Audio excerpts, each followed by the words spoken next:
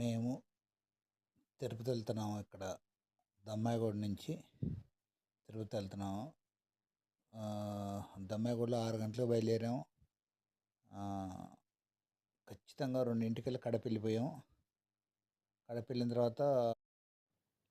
వెళ్ళిన తర్వాత తిరుపతికి లెఫ్ట్ తిరిగాం. లెఫ్ట్ తిరగగానే కొంచెం అన్నం తీసుకొని అక్కడ ఖాళీ ప్రదేశం ఉంటే లెఫ్ట్ తిరిగిన తర్వాత ఖాళీ ప్రదేశం ఉంటే అక్కడ అన్నం తిన్నాం. అంతలోకి బుజ్జిది వచ్చింది.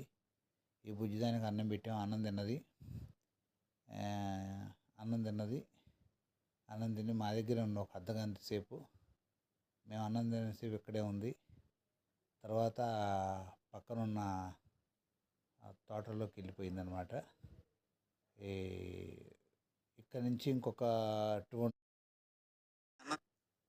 2 గంటలు 3 గంటలు పట్టుద్ది. తిరుపతి వెళ్ళేటప్పటికి 5:30 అయ్యిద్ది.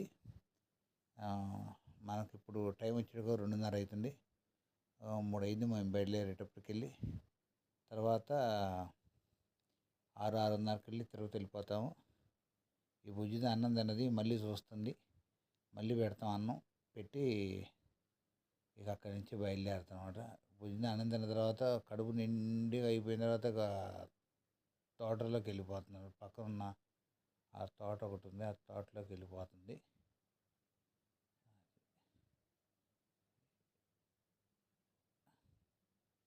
బుజ్జి చూడండి ఎలా ఉందో.